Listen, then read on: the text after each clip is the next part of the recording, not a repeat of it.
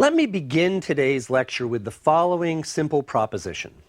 How living systems use energy to create and maintain order can largely be understood as a matter of chemistry. Much of this chemistry is a matter of building polymers of biomolecules, those biomolecules we introduced early on in the course, including carbohydrates, those are sugars, nucleic acids such as DNA, proteins, and lipids. By this I mean making larger molecules out of smaller ones. For example, proteins are polymers made up of amino acids. We'd call the amino acids the monomers. Similarly, nucleic acids such as DNA are polymers made by joining together nucleotides. The energy needed to build these polymers is energy that's invested in the creation of a greater degree of orderliness on the molecular level. But living systems don't just build things, they also take them apart. This process can be seen as sort of the breaking down of polymers back into their building blocks. It also involves the breaking down of all sorts of complex biomolecules into smaller, less complex parts, in fact, sometimes down to their basic elements. You can think of the cell as a kind of miniature chemical industry. Some chemical processes are involved in breaking down resources that come into the chemical plant, that come into the cell, that is, breaking them down into their constituent components, their chemical building blocks, which could be used for other things. Other chemical processes are involved in building new compounds out of these raw materials, these building blocks, making compounds that are going to be used by the cell in other ways. The term metabolism refers to the sum total of all of the biochemical processes that occur in an organism's cell. In a typical cell, there are literally thousands and thousands of chemical reactions that are able to occur, all interrelated through intricate pathways that connect them. Now, if you looked at a schematic diagram of even just a few hundred of the most important of these thousands of reactions, you tried to sort of map out how these reactions were all related to each other, you'd see something that might look like the diagram of an incredibly complicated subway system. Hundreds of chemical compounds would be connected to other compounds by the particular biochemical reactions that transform one compound into another. Just like dots representing the stations on a subway map are connected to each other by different rail lines. Some compounds may only be connected to the compounds that immediately precede them or follow them in a fairly lengthy pathway. While other compounds, in fact many compounds, would be connected to at least several other compounds, maybe even dozens of other compounds with branching and intersecting pathways connecting them. Now, if we added up all of the interconnected pathways, biochemical pathways found in this cell, not just the key pathways, and put all of these on some sort of map of their interrelationship, we'd actually see something that looked more like a tangled bowl of spaghetti even than a complicated subway map. Now, the point of this description of a schematic diagram of the metabolic pathways found in the cells is to impress on you not simply the fact that the biochemical processes found in living cells are pretty complex, but more importantly, that all of these biochemical processes are potentially interrelated. They connect to each other. The product of each reaction is likely to be the substrate of another reaction. And all of these products and substrates are may themselves be important end products that perform some other critical function that the cell needs to have done. The biochemistry of cellular metabolism is like a beautifully choreographed ballet. It's complicated to look at schematically, but it all works together in a very, very neat and organized fashion, connected through these interconnected chemical reactions. Now, we only have time to take a look at a few parts of this ballet of metabolism in this course. And so, over the next few lectures, what we're going to do is focus our attention on those metabolic processes that are particularly important for processing energy in the cell. So, let's begin our look at the essential chemistry of life.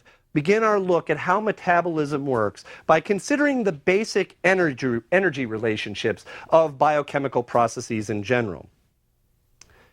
Metabolic reactions can be subdivided according to whether they break down complex compounds into simpler ones or alternatively build simpler compounds into more complex ones. We refer to those metabolic processes that break compounds down into smaller components as catabolic pathways. In general, catabolic pathways release energy. That is, when a catabolic reaction runs, some energy is produced and released. We say that these catabolic reactions, therefore, are exergonic. Exergonic is a term that means literally energy outward, and thus it refers to reactions that give off energy when they run. Now, the most important set of catabolic pathways, exergonic pathways, that we need to understand are those that are involved in the breakdown of sugars, which is what makes the energy that will be used to produce ATP, which is where we're going with this in the long run. This set of metabolic pathways, the ones that break down sugars and some other organic compounds, are known as cellular respiration. And we're going to begin discussing those pathways in detail in a couple of lectures. Now, we refer to the metabolic pathways that build complex compounds out of simpler building blocks as anabolic pathways. In general, anabolic pathways require energy. That is, an anabolic reaction needs some energy to be put into it in order for that reaction to run. We say that these anabolic reactions, therefore, are endergonic. Endergonic means energy inward. So endergonic reactions require that energy be put into them if they're going to run. Anabolic pathways include those pathways that we've discussed quite a bit now that are involved in the synthesis of proteins, for example, out of amino acids, or the synthesis of nucleic acids from nucleotides, those things that we've discussed earlier in the course. The key point to keep in mind here is simply that catabolic reactions release energy and anabolic reactions require energy for them to run. Therefore, much of what we want to understand about energy in living systems on the molecular level is how the energy that's released by catabolic pathways can be harnessed and stored and transferred for use to run anabolic pathways. Before we go any further, I want to give you a better idea of what I mean by energy in this context. Now, strictly speaking, energy refers to the capacity to do work. That is, energy is the capacity to move matter against some opposing force. For example, it takes energy to lift an object. In this case, the opposing force is gravity, and energy is needed to do the work of lifting that object up against the force of gravity. We can also think of energy as the ability to rearrange a collection of matter that's resistant to being pushed around. In terms of chemistry, and these are the terms that are really most relevant for our discussion right now, we can think of energy as the ability to rearrange molecules by building or breaking chemical bonds, the chemical bonds that hold those molecules together. Those bonds are resistant to being broken, and those molecules, therefore, are resistant to being rearranged. We need energy in order to do that. Energy comes in many forms, of course. There's chemical energy, there's mechanical energy, there's electromagnetic energy, and we don't really need to concern ourselves too much with these details here. There are a couple of points I want to make, however. First, I want to remind you that all forms of energy can be considered to be one of two basic types. Kinetic energy is the energy associated with movement or activity. It's kinetic energy that actually does the work that does work by, for example, altering the motion of some matter or changing the properties of some matter. Potential energy is stored energy. Potential energy can be stored in many ways, such as in the position of a piece of matter resisting a force. Or, as we'll see to be especially important in biology, potential energy can be stored in chemical bonds. And it also can be stored in terms of a chemical concentration gradient across a membrane. Now, a second important point I want to make here is that not all the energy in a system is really available to do work. I don't want to go into the physical details here, but I want to point out that we refer to the energy in a system that can be used to do work as the free energy of that system. Now, for the sake of simplicity, later on in our discussion, I might sometimes refer to free energy just as energy. I might say the energy of this compound is such and such relative to that. What I really mean here, and I want to remind you, is the free energy of that compound or that biological system. And that free energy is the energy available in that compound or that system that can actually do some sort of work. To a physicist, that might be too vague a definition, but I think for our purposes here, it'll be fine. Now, here's the important take-home message.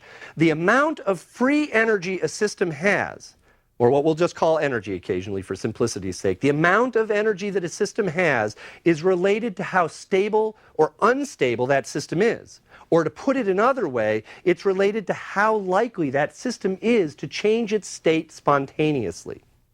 Systems with a lot of free energy are relatively unstable, and thus they're more likely to spontaneously change in some way. Systems with relatively little free energy are more stable, and thus they're unlikely to change in any way spontaneously. Now, we also tend to think of high-energy systems as being more orderly. That is, a high-energy system is in a more orderly state, whereas a low-energy system is in a more disordered state. This corresponds to our intuitive understanding of the relationship between energy and order in biological systems that we introduced last time. Energy is required to establish and maintain the orderly state of living things, and if they don't have energy, they become disordered. Okay, let me give you some examples to make clear the relationships between free energy, orderliness, and stability. Now, one relatively intuitive example we might think about is the force of gravity acting on an object. Let's say we have a ball on a ramp, or maybe a child on a playground slide. A ball at the top of the ramp is in a high-energy state relative to a ball at the bottom of the ramp. Similarly, we might say that a child who's at the top of a slide is in a higher energy state, physically speaking, than a child who's gone to the bottom of the slide. Now, how do we intuitively know this is true? How do we intuitively know that there's a difference in energy level? Well, the reason is that if the ball is at the top of the slide, it will spontaneously roll down to the bottom. It goes from the high energy state to the low energy state. But the reverse won't happen. If a ball is at the bottom of the slide, it won't spontaneously roll back up. Now, if the child's at the bottom of the slide, it might spontaneously, behaviorally speaking, run back up. But we know it's using energy to do that, right? It's using the chemical energy that is making its muscles work. Now, this example illustrates how the high energy state of a system is inherently less stable. If we have a ball at the top of the ramp, it will spontaneously roll to the bottom, but not vice versa. A less intuitive example, but one that we've already encountered in our course, comes from thinking about concentration differences across a barrier or membrane, the concentration difference of some substance. We've seen this in a couple of contexts. For example, when we were talking about how neurons work. An ion that's more concentrated on one side of a cell membrane will tend to spontaneously move down its concentration gradient to the other side of that membrane. This, of course, assumes that the membrane is what we call semi-permeable. That means that the ion could actually cross the membrane. In this case, having a large concentration difference between the two sides of the membrane represents a high energy state. Having the same concentration on both sides of the membrane represents a low energy state. Again, this difference in energy state is apparent from the fact that molecules will spontaneously move from the high concentration side to the low concentration side, but not vice versa. And remember, when we were talking about neurobiology, we pointed out that there are some proteins that act as active ion channels that will pump those ions up their concentration gradient, but they need energy to do so. In fact, they get that energy from ATP. Now, a final example to consider is to go back to thinking about the structure of molecules. A more complex molecule generally represents a higher energy state and therefore a less stable state as compared to simpler molecules built from the same atoms. This example is even less intuitive, but it sets up an important point. For example, consider a molecule of sugar. Let's take a kind of sugar called glucose to be specific. As we'll see in more detail later, this glucose molecule is made up of a bunch of carbon atoms, hydrogen atoms, and oxygen atoms arranged in a particular way.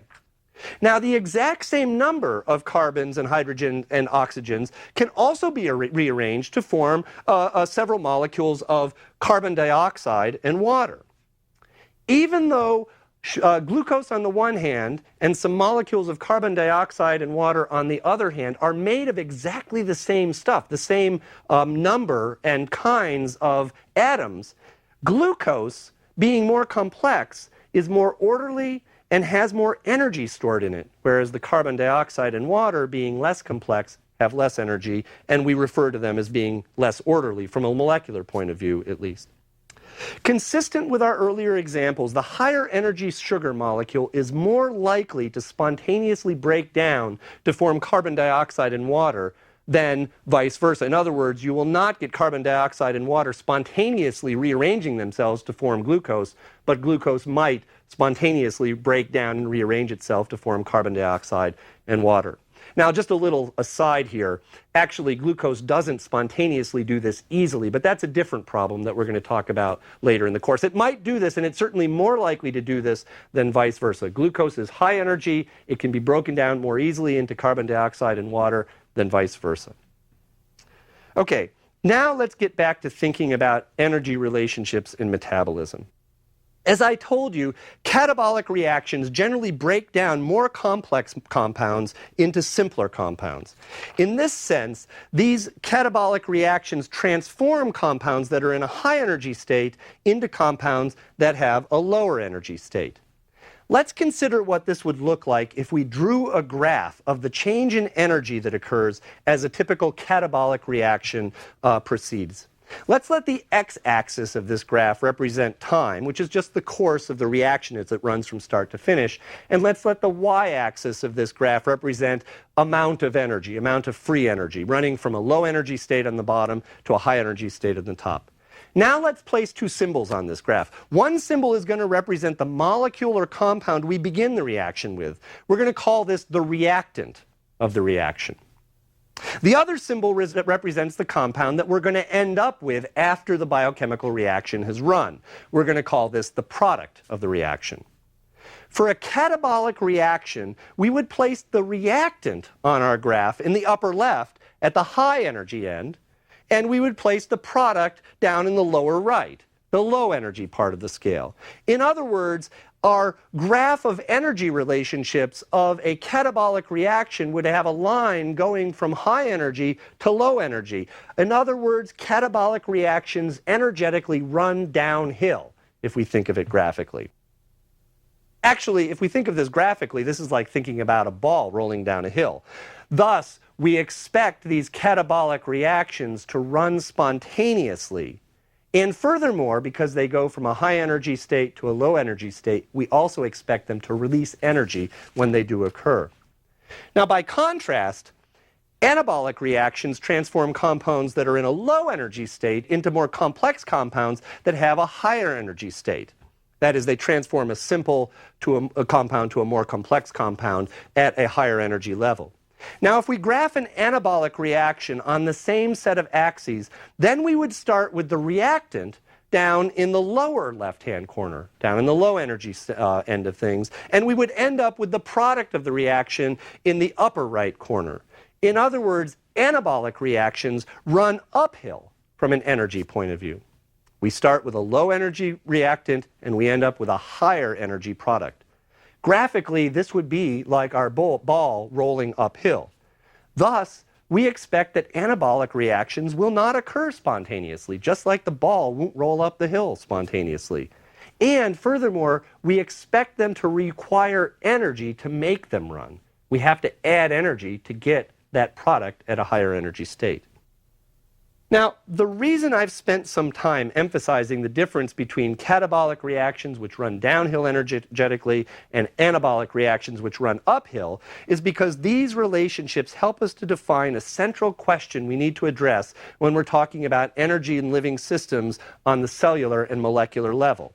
And the question is simply this: how do we get anabolic reactions to transform reactants from a low energy state into products at a high energy state? This is a tough problem for the same reason that a ball doesn't naturally just roll up a ramp spontaneously. Now, over time, in general, systems tend to go from states of high energy to states of low energy spontaneously, because they will, in general, roll downhill spontaneously. But the reverse doesn't happen. Now, another way you could state that is to refer to what's called the second law of thermodynamics in physics, which predicts that disorder in any system will increase over time. Disorder, a lower energy state, is going to be the likely outcome of any system. The energy will run down.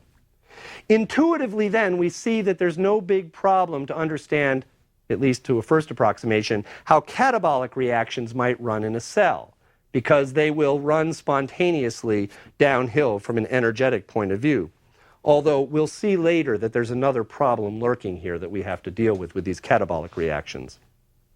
Catabolic reactions, therefore, are consistent with the second law of thermodynamics. They take a system from a more orderly, higher energy state to a less orderly, lower energy one.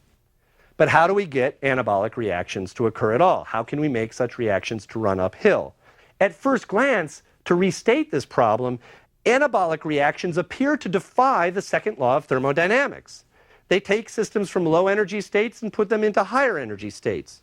And remember, these anabolic reactions are really essential for life to occur. These are the reactions that are building the stuff that we made of, things like proteins, things like DNA and so forth. Clearly, cells have to get anabolic reactions to run, otherwise life couldn't exist. In fact, one might characterize life as something that defies the second law of thermodynamics. If you look at physical systems in general, they will generally go to more disordered states over time. But living systems generally go to higher ordered states and maintain this order, in apparent defiance of the second law of thermodynamics. Of course, we know that living things can't really defy the laws of physics. Instead, their trick is a relatively simple one, and you might have guessed it already. In order to create and maintain an orderly state, what living things do is simply take some energy and add it into the system. They get energy from someplace else and pump it in. Using this energy that they add to the system, living things can change that system from a less orderly, lower energy state in general to a more orderly, higher energy state, and maintain that orderly state over time. So, to get an anabolic reaction to run uphill, all we have to do is add energy somehow. This is the same as if we want the ball to roll up a hill. All we have to do is add energy, in this case the physical energy, to do the work to roll it up the hill. But then this leads to the two questions we now need to start addressing. The first question is, where does this energy come from? The second question is, once we've got this energy, how do cells actually add the energy in to make these anabolic reaction runs? How do they essentially push these reactions uphill from a biochemical or a molecular point of view? Now, the answer to the first question probably has already occurred to you. Remember, catabolic reactions release energy.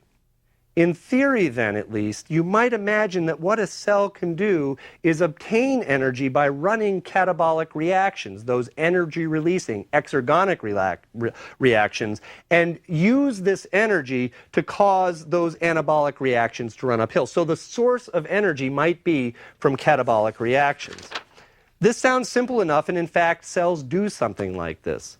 Although it turns out, as we'll see shortly, that capturing the energy from catabolic reactions can be a little tricky. We're going to skip over that problem from now and return to it in some detail in a couple of lectures. Let's assume for the moment that the cell has obtained energy from catabolic reactions and can use this energy. Now what we want to do is to turn to the second question.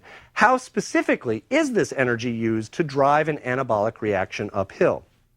Here's where the molecule ATP comes into play. The key strategy used by living systems, by cells, to drive anabolic reactions uphill is through a process we'll refer to as energy coupling. The energy that's released by catabolic, exergonic, that's energy-releasing reactions, is stored in a molecule, the molecule ATP. And then that molecule of ATP becomes involved in the anabolic reaction itself. It becomes really one of the substrates of that reaction. And the energy of ATP that's stored in ATP is used to drive that anabolic reaction uphill. Now, to begin to understand how this works, let's consider the molecule ATP in a little bit more detail. ATP is related to the nucleotide adenine. Remember, adenine is one of the nucleotides, one of the 4 nucleotides we saw when we were talking about nucleic acids such as DNA and RNA. But it differs from adenines that we saw when we were talking about nucleic acids by having 3 phosphate groups attached to the ribose sugar instead of just 1, which is why we call it adenine triphosphate. Remember, a phosphate group is just a phosphorus atom bound to 4 oxygen atoms. Now, this detail in itself isn't important, but what is important to know is that the bonds between adjacent phosphate groups in this triphosphate tail of ATP store a lot of energy. They're very high energy bonds. Furthermore, the high energy bonds, these high energy bonds between phosphate groups, are not completely stable. The chemical bonds between the terminal phosphates, these chemical bonds between the terminal phosphates of ATP can be broken, yielding a molecule of ADP, that's adenosine diphosphate, just 2 phosphates, and a separate inorganic, we'd say, phosphate group. In other words, one of the 3 phosphate groups can be cleaved off. The biochemical process that does this in general is referred to as hydrolysis because, as it turns out, the breaking of this bond, which is where the term lysis comes in, requires a water molecule, which is where the hydro comes in. So hydrolysis is the breaking of this bond.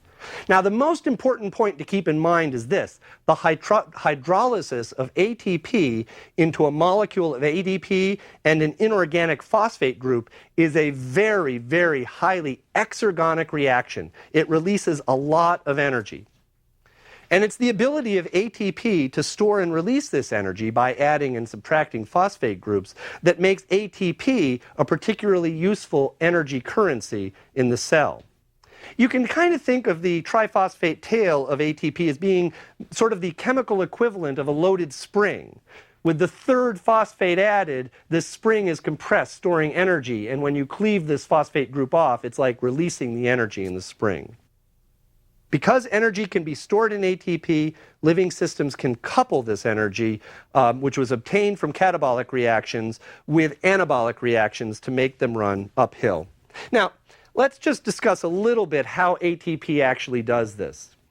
There are actually a number of different ways that ATP might donate its energy to a reaction or to some cellular process, but the most fundamental one involves actually attaching one of the phosphate groups to one of the substrates of the anabolic reaction being run. And in this sense, what ATP does is it donates its energy in a 2-step process. Consider, for example, a chemical reaction that converts glutamic acid, which is a kind of amino acid, into glutamine. And it does this by the addition of an ammonia molecule. Now, I won't detail you or bother you with the specific details of the chemical structures here, since it really doesn't matter. But you can essentially think of this as a chemical reaction that starts with 2 compounds and then joins these together to form a single compound, the compound glutamine. This reaction is anabolic. It requires energy to run. And so it wouldn't normally run spontaneously. But cells have a way of making this reaction run uphill by separating it into 2 steps as follows. In the first step, a phosphate group is transferred from an ATP molecule to one of the substrates, the glutamic acid molecule. This step is exergonic because the hydrolysis of the phosphate from ATP releases so much energy. And so this step will run energetically downhill. The energy that is released from this process will actually attach that phosphate group to the glutamic acid. That phosphate group now carries with it some of the energy that was stored in it. So the glutamic acid itself now is at a higher energy state. We refer to this as being phosphorylated. And this phosphorylated intermediate, as we would call it, is a much higher state than the original substrate that before the phosphate group was added. Now, as a result, we're now got a reaction that would combine a phosphorylated glutamic acid, which is a very high energy molecule, with a molecule of ammonia. This reaction is actually an exergonic reaction. It now will run energetically downhill. The reason it does so is one of the substrates of this reaction, that phosphorylated glutamic acid, has so much free energy in it because of the added phosphate bond that the combination of that now phosphorylated substrate with the other substrate, the ammonia, has got a different energy relationship. The energy in the phosphate bond will now be released when these 2 molecules come together, and that release of energy will drive what was an endergonic reaction uphill. it's effectively changed an endergonic reaction into what's really an exergonic reaction. Well, although this coupling of energy derived from hydrolyzing ATP can drive endergonic reactions uphill energetically, it's important to remember that we're not really violating the second law of thermodynamics in any real sense. What organisms are doing to drive these anabolic reactions, to create greater order, to make systems have higher energy levels, is to take energy from someplace else and add that energy into the system. The currency of that energy is often ATP. But once we've used ATP, we've used up the energy. We now have a molecule of ADP, adenosine diphosphate, which is a much lower energy molecule. Fortunately, we can make more ATP out of ADP. That is, ATP is a renewable resource. But to renew ATP, we need yet another source of energy. And we have to ask where that energy comes from.